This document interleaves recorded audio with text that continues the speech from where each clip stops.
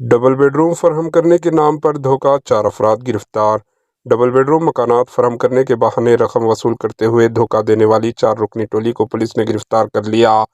ملزمین کی شناخت چھتری ناکہ کے رہنے والے 49 سالہ جوتی، 43 سالہ سنیل سنگھ، 43 سالہ جی رمیش اور 23 سالہ نتن کے طور پر کی گئی۔ یہ ٹولی کرائے کے مکانات میں مقیم افراد سے رابطہ کرتی اور انہیں ڈبل بیڈ روم مکانات فراہم کرنے کا تیقن دیتی۔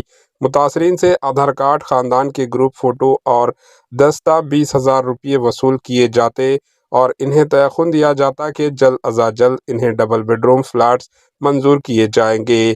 جب متاثرین ڈبل بیڈ روم مکانات فراہم کرنے کے لیے دباؤ ڈالتے تو ملزمین جوتی اور سنیل فلیٹس کے الاٹمنٹ کی فرضی فیک مکتوبات ڈاکومنٹس ڈبل بیڈ روم کے خواہش مندوں کو فراہم کیا کرتے تھے۔